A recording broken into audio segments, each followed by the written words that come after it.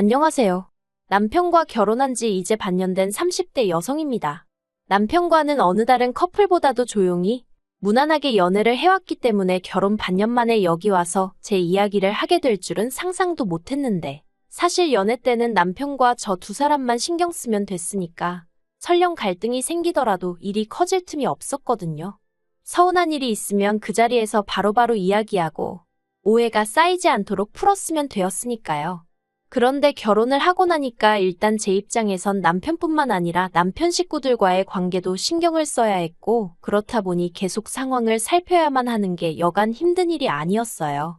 그리고 남편과의 관계는 뭐랄까, 쌍방이 합의가 된 상황이었어요. 하지만 시댁 식구들, 특히나 어머님은 당신은 시어머니고 저는 며느리니 옳고 그름이나 경우에 상관없이 무조건 제가 숙이고 어머님 뜻에 따라야 한다고 생각하시더라고요. 그리고 제 입장에선 솔직히 납득하기가 어려웠지요. 그러다 이번에 제사 문제로 어머님과 부딪히면서 일이 이 지경이 될 거라곤 상상도 못했습니다. 남편하고는 대학 시절부터 친구로 지내다가 사회인이 되고 나서 뒤늦게 연인 사이로 발전한 케이스예요. 그렇다 보니 남편에 대해서는 잘한다고 생각했음에도 불구하고 제가 모르는 것들이 많았더라고요. 특히나 가족관계에 있어서는 남편이 워낙 평소에도 과묵한 타입이라서 눈치채지 못하고 있었는데, 결혼 이야기가 나오고 나서야 남편이 할 이야기가 있다며 가족관계에 대해서 말을 꺼내대요.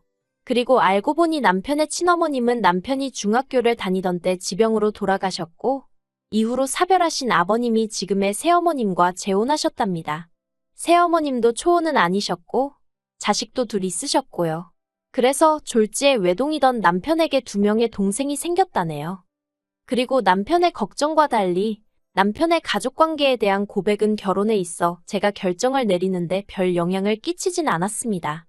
아니, 오히려 결혼을 더 하고 싶게 만든 것도 같네요. 사실 그동안 저희 부모님을 만나면 평소답지 않게 살갑게 굴고 저희 부모님을 좋아라 하더니 그런 사정이 있었구나 싶어서 그랬나? 어디 정붙일 곳이 마땅치 않았나 보다. 그런 생각이 들어서 더 잘해주고 싶었거든요. 그리고 이런 마음은 결혼 후에는 더 강해지고 커져갔는데, 그 이유가 제가 결혼 전에 시댁을 2번쯤 갔었고 결혼 후에도 2번쯤 갔었거든요. 그리고 그때마다 새어머님이나 시동생들이 남편에게 대놓고 무안을 준다던가 그런 건 없었어요. 오히려 하하호호, 겉에서 보기엔 말하지 않으면 재혼가정의 이복 형제인지 모를 만큼 평범해 보였달까요. 하지만 남편이 잠깐 자리를 비운다던가 그러면 자기들끼리 무언의 눈빛으로 대화를 한다던가 뭔가 자기들끼리 똘똘 뭉쳐있다는 게 보이더라고요. 그러니 20년 가까이 그렇게 살아온 저희 남편은 얼마나 서럽고 소외감을 느꼈을까 싶대요. 아무튼 남편하고 결혼할 때 생각지도 못했는데 아버님으로부터 건물을 받았어요. 알고 보니까 아버님이 돌아가신 친어머님과 결혼할 당시 재산이라곤 하나도 없으셨답니다. 반면에 돌아가신 친어머님은 그래도 지역유지의 딸이라서 재산이 꽤 많으셨던 모양이에요. 그리고 그런 친어머님이 돌아가실 당시 아버님에게 다른 건 몰라도 건물만큼은 남편이 장가갈 때 꼭 주라고 신신당부를 하셨다대요. 감사하게도 아버님이 그 약속을 지켜주신 거고요. 그래서 저희는 어느 다른 신혼부부들보다 솔직히 마음 편하게 결혼 준비를 할 수 있었습니다. 그렇다고 말도 안 되는 사치를 부리고 그런 것은 아니고요. 적어도 신혼집을 어떻게 할지 그런 고민에선 자유로울 수 있었네요. 그런데 이걸 가지고 새어머님께선 굉장히 못마땅해 하셨습니다. 아버님과 재혼하던 당시 그 건물이 당연히 아버님 거라고 아셨지, 그게 훗날 저희 남편한테 돌아갈 거라곤 생각을 못 하셨던 모양이 돼요. 그래서 내내 그 건물에서 나오는 월세로 생활을 해왔는데 갑자기 그 돈이 없어지니 당황스럽다며 저희더러 그걸 기어이 지금 받아가야겠냐고 싫은 소리를 몇 번이나 하시더라고요. 하다못해 동생들 시집장가라도 가고 나면 그때 정리해도 늦지 않다면서요. 하지만 그런 이야기를 듣고 있으니 저는 더욱이 지금이 아니면 안 되겠구나 싶었습니다. 막말로 시동생들 시집장가 갈 때 되면 건물 팔아먹자고 나이 드신 아버님을 달달 볶기라도 해봐요. 그땐 저희야말로 눈뜨고 코 베이는 거 아니겠어요. 솔직히 저희 것이 될 거라곤 상상도 못했던 건물이지만 저희 거라는 걸 알게 된 이상 어떻게든 지켜야겠다는 생각뿐이었습니다. 남편 하나만 보고 결혼을 결심한 건 사실이지만 그렇다고 주어진 몫을 포기할 만큼 멍청이도 아니었으니까요.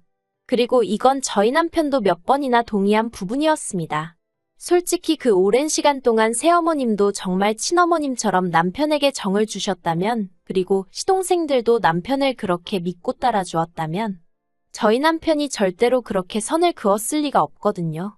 그런데 제대로 가족이라고 느낄 만큼 감정적 교류가 없었던 탓인지, 금전적인 부분에서는 남편도 나름대로 확실히 선을 그으려는 게 보였습니다. 어쨌든 맏아들이니 그에 따르는 책임과 도리는 하겠다. 하지만 그 이상은 못한다는 입장이 분명했달까요? 그런데 지난 어버이날이었습니다. 새어머님이 회가 드시고 싶다며 호텔에 있는 식당으로 예약을 하셨더라고요.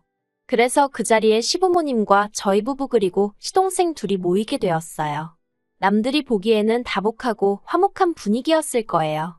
하지만 식사가 시작되고 얼마 지나지 않아 불편한 주제들이 조금씩 거론되기 시작했습니다. 특히나 돈에 관해서요. 새어머님께서는 저희가 건물을 가져간 이후로 살림을 꾸려나가기가 아주 힘에 부친다면서 끝없이 앓는 소리를 하셨어요.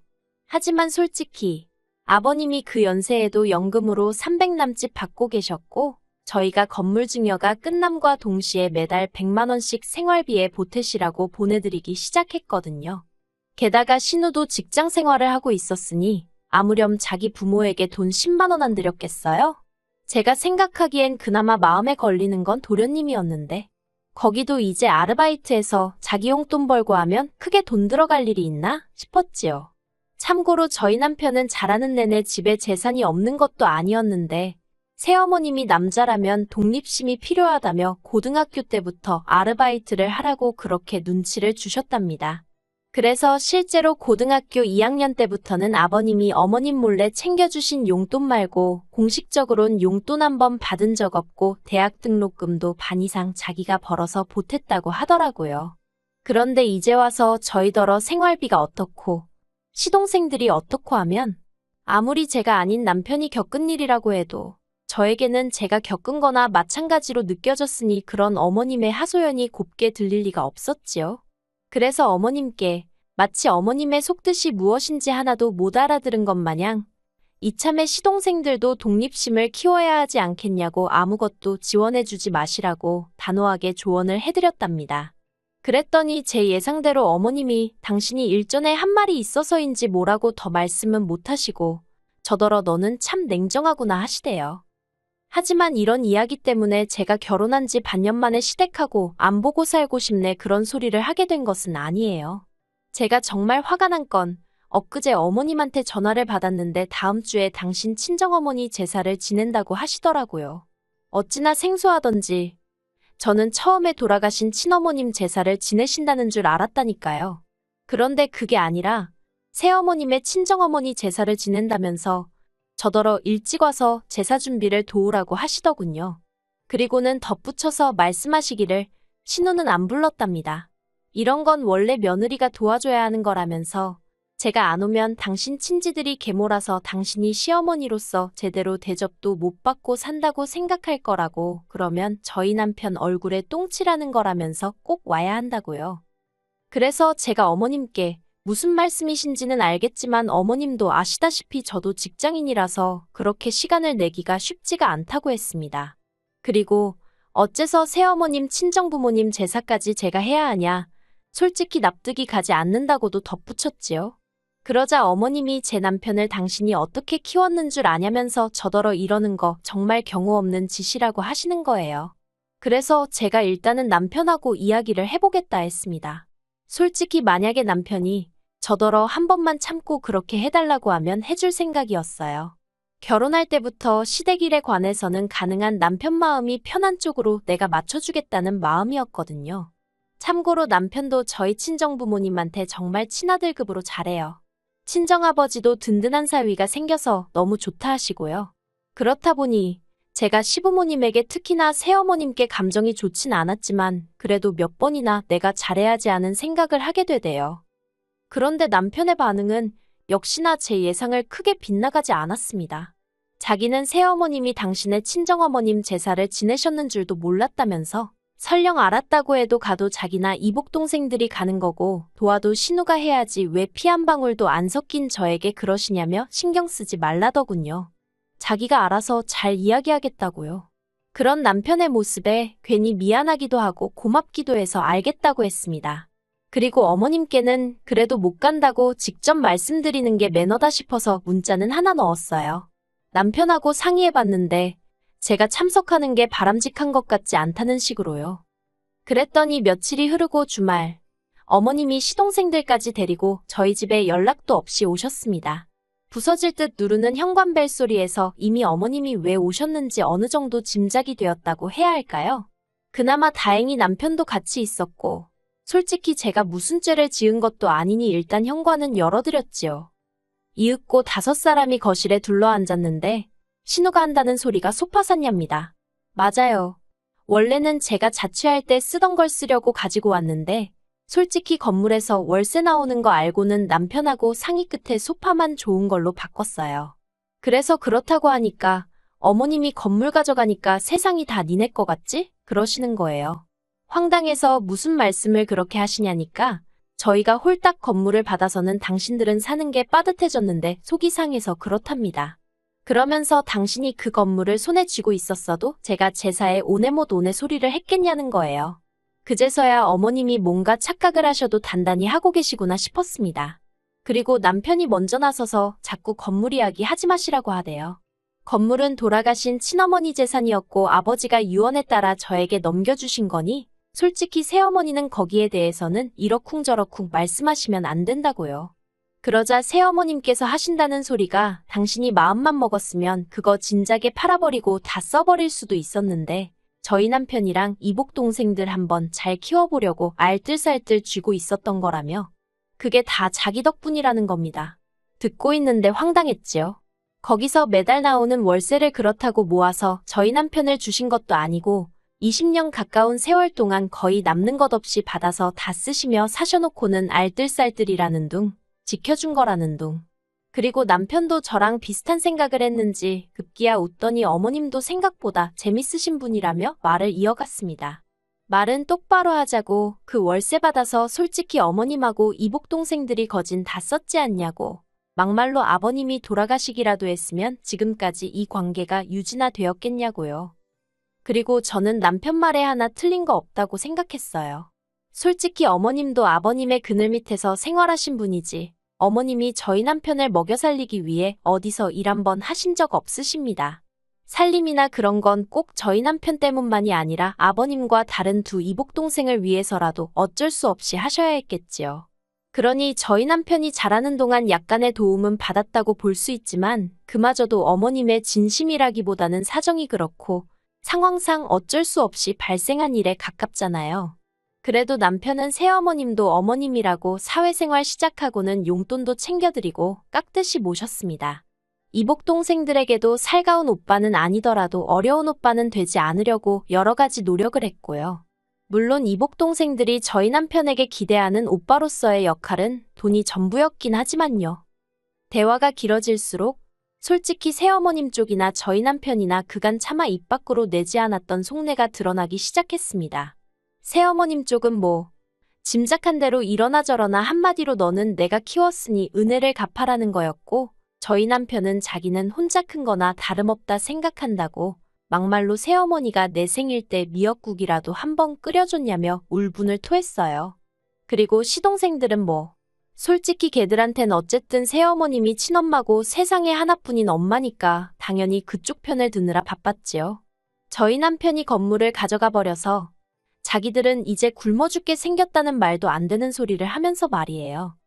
그렇게 한바탕 소란이 지나가고 결국 남편이 아버님께 연락을 드렸습니다.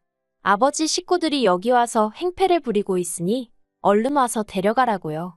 그러자 새어머님은 너 잘했다면서 아주 네 아버지한테 혼나봐야 정신을 차리겠다고 더 당당하게 꼼짝도 안 하더라고요. 그리고 이복 동생들은 이복 동생들대로 자기 어머니 옆에 붙어 있고 그 모습을 보고 있으니 남편이 얼마나 외롭게 컸을지 정말 안 봐도 눈에 뻔하더라니까요. 그리고 얼마 안가 아버님이 오셨는데 아버님은 새어머님을 보자마자 추태 좀 부리지 말라며 화를 내셨어요. 새어머님은 아버님이 당신 편을 들 줄 알았는데 당신한테 언성을 높이니 당황하신 눈치였지요. 새어머님께서 아버님더러 지금 상황 파악이 안 되느냐고 쟤들이 나한테 덤빈다. 이게 다 당신이 건물을 줘서 이렇게 된 거 아니냐? 돈 좀 생겼다고 애가 위아래도 몰라본다. 빨리 건물 내놓으라 해라. 속사포처럼 말을 쏟아냈지만 아버님께선 그런 새어머님께 남의 재산으로 그 정도 배불리고 살았으면 됐지. 욕심도 사납다고 계속 화를 내실 뿐이었어요. 그리고는 이복 동생들에게도 내 생각에 내가 니들 아버지로서 해줄 만큼은 해준 것 같으니 이제 알아서 독립하려면 독립해라. 정말 무서우리만치 낮은 목소리로 말씀하시대요. 그리고 결론부터 말하자면 일단 지금 새어머님은 찍소리도 못하고 예전처럼 아버님과 살고 계시고요. 이복 동생들도 무슨 약이라도 먹었는지 저희 남편한테 아주 깍듯해졌어요. 하지만 그 속내야 뻔하지요. 신우는 시집 가려면 결혼 자금이 필요하니 그러는 것일 테고 도련님이야 유학을 가고 싶네요 전에 노래를 불러댔으니 뭐 결국은 다시 돈 때문 아니겠어요? 그리고 저희 남편이 그러더라고요. 지켜야 할 게 없을 때는 바보같이 당해주면서 그래도 이게 제일 편한 길이라고 생각을 했대요. 근데 이제 자기에겐 저라는 가족도 생겼고 돌아가신 친어머니가 물려주신 재산도 지키고 싶어서 그렇게 바보같이 살지 않을 거랍니다. 다만 아버님에 대한 남편의 심정은 아직 복잡한 것 같아요. 평생을 원망 아닌 원망을 하며 살았는데 결정적인 순간에 남편의 입장에 서주신 게 남편에겐 여러 가지로 큰 의미였던 것 같거든요. 그리고 저야 뭐 남편이 어느 쪽으로 향하든 같이 따라갈 생각입니다.